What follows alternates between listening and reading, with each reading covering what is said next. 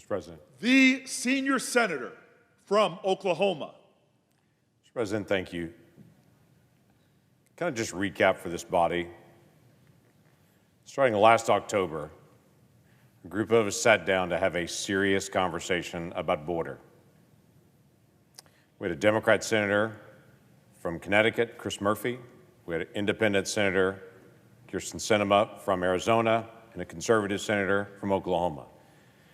We all understood the problem is serious, and there are very real threats to our national security, our economy. It was spiraling out of control in the border. October was the highest month ever in the history of our country. November was the highest number ever in the history of our country. December was the highest number ever in the history of our country, with the largest day of illegal crossings in the history of our country in December of 12,000 people in a single day. Things were spiraling out of control at the border, and they continue. So we sat down in a serious conversation and said we had differences of how to be able to resolve this, but we all want to be able to fix this.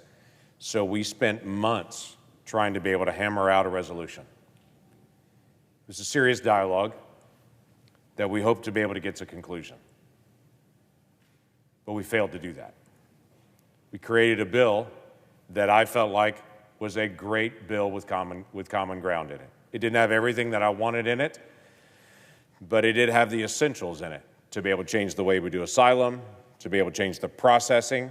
It literally took it from the very first person that crossed the border each day would be detained, quickly screened, and then deported. The very first person. If we had a flood of a caravan of up to 5,000 people across the day, we can't control that. So in that situation, instead of detaining, quickly screening, and deporting, we would just detain and deport. Because there was no time to do the screening, we weren't going to release people in, we were going to turn people around. It changed the structure dramatically from what was happening on the border. I felt like this was a good bill to be able to move forward, and I moved in good faith to be able to get that done. But it's also well known here that I had disagreements, some within my own party, the majority within my own party, that said this is not the time to be able to resolve this. It is what it is. It's the political nature of what's going on right now. I understand that. But the problem's still unresolved. Yesterday, we had 5,500 people that illegally crossed the border yesterday. Last month, we had 174,000 people that illegally crossed our border last month. That would have been the highest month ever. In fact, it would have been the highest month in the past 20 years if it wasn't for the last 3 years under the Biden administration. It would have been higher than any month under President Obama, under President Bush, under President Trump. It would have been higher than any of those months. But it doesn't beat even the records that were even set in the previous months before under the Biden administration because of their dramatic change in policy. We've had 1.5 million people now illegally cross the border this fiscal year. 1.5 million people. And they continue to be able to come across our border with almost no restraint. I've said for a long time, this is a serious issue that we need to address. My own party has said this was not the time to be able to do that. Now I'm hearing rumors that next week, the folks I was sitting down with to be able to have serious dialogue to fix it may bring bills back up again and to say, let's do a political thing on the other side of the aisle. Listen, if we're going to solve the border issues, it's not going to be by doing competing messaging bills. If we're going to solve this, let's sit down like adults and let's figure out how we're going to actually resolve this together. If there's a messaging bill that comes back, even the bill that I helped negotiate next week, just to bring it up again and to try to be able to poke Republicans in the eye for some sort of messaging piece, why are we doing this? All the American people see it. Everybody sees this is political.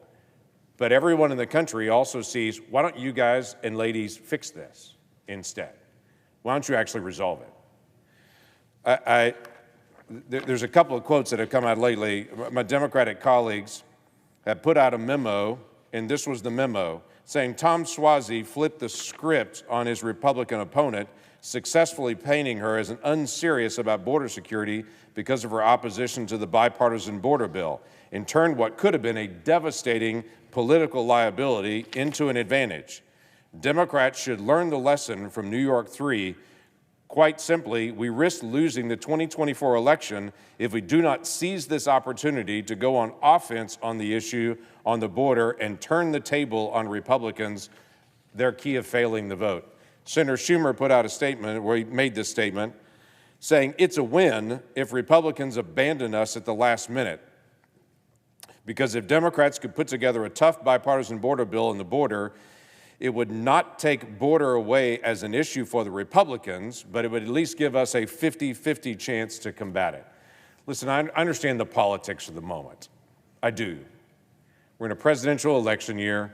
Everybody in America is watching what's happening on the border and saying something needs to be fixed. And it is easy for Republicans to look at the White House and to say there are 94 executive orders that the White House has proactively done that changed how the border was enforced under President Trump and under President Obama.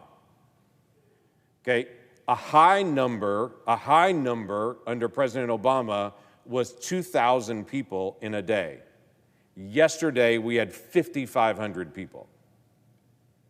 If President Biden would just enforce the border the same way President Obama did, much less the same way President Trump did, the border would be very different. Everybody sees that.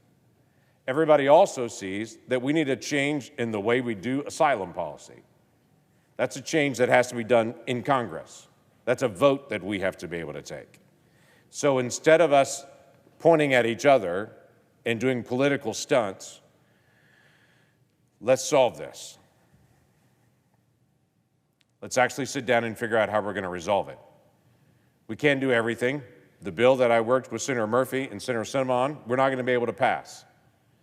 So let's find the sections of it that we can pass. The worst case scenario is doing nothing. That's what we're currently doing. Now, the House of Representatives passed a bill yesterday saying that if someone who is not legally present here in the country attacks a law enforcement officer, whether that is state, local, county, federal, tribal, whoever it may be, if they attack a law enforcement officer, they're going to be deported. Well, it bipartisan passed over in the House yesterday. Is that coming here to the Senate? Probably not. It probably won't be taken up. But in a bipartisan way, it passed the House yesterday. We've had two different votes of a House bill that passed called H.R. 2 that was a very comprehensive bill dealing with all areas of border security. It passed the House, it came to the Senate, it's had two votes and it's failed both times. So Republicans can now say, Democrats didn't take our bill, and Democrats will, it looks like, going to bring things up and to say, well, Republicans wouldn't take the bipartisan bill, and we point at each other, and we're still in the same spot. Listen, the American people expect us to actually solve this, not just do politics on it. So here's my counsel. Stop doing all the political games. Let's stop bringing up the messaging bills. This is a national emergency. Of the 5,500 people that crossed the border yesterday illegally, I haven't seen the number yet, but I would tell you, in all likelihood, if it's tracking similar to other days, several dozen of those folks were designated by the Department of Homeland Security, this Department of Homeland Security, as special interest aliens. That is, they're coming from areas of known terrorism. They were designated at the border as a potential national security risk, and then they were released into the country awaiting a hearing. And by this afternoon, we'll have no idea where they are. That happens every day now, because there's a large percentage of the people that are crossing the border every day now that are not from the Western Hemisphere. They're from West Africa. They're from all the STAN countries. They're from Pakistan. They're from India. They're from China. They're from Russia. They're from areas where we know there's active terrorist cells, but we just don't know this person. They're not on our list. But we do know that clan they're from, and that there are people from that clan in their particular tribe or their particular location that have been an issue. But because we don't have any derogatory information, they're being released every day. This has been the bell I have been ringing for months now. The immigration issue is not the same as what it was 2 years ago. There's been a huge shift in who is crossing the border, and we are not taking this seriously. This is a national security risk, and we need to be attentive to who is crossing our border every single day and take that seriously. This body knows full well I am not anti-immigration. We're a nation that has welcomed people in from all over the world, and we should continue to do that. We have 1 million people a year that legally become citizens of our country. But in the last 6 months, we've had 1.5 million people illegally cross into our country. That million that came in that became citizens of our country, they were vetted, they went through the process, they're being welcomed and integrated. That 1.5 million other folks that crossed illegally, we have no idea. Some are coming to join family, some are coming to be able to find a job, but some are no doubt also coming for nefarious purposes. And we can't tell the difference. So my counsel to us is, let's take this as serious as it actually is.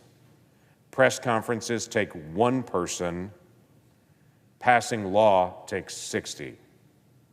That means we have to sit down together to be able to talk this through. We have to be able to figure out how we're going to actually get something done and at least make some progress. What is DHS currently doing? Well, DHS has just announced they're doing a rebranding of Homeland Security investigators, of HSI. They're HSI ICE. Well, they're going to rebrand them and take away the ICE designation. So we're going to have a new logo and a new something else, and we're expecting a whole new listing of what they're going to actually do. At the same time, they're saying we don't have enough money to be able to get more Border Patrol, to be able to detain more people, to be able to deport more people. We're spending millions of dollars. We haven't seen the amount yet, but we're spending millions of dollars on rebranding HSI. We should take this moment as serious as it actually is. In the past 3 years, the price of groceries has gone up 20%. The price of gasoline has gone up 55%. But the price of fentanyl has gone down on the streets.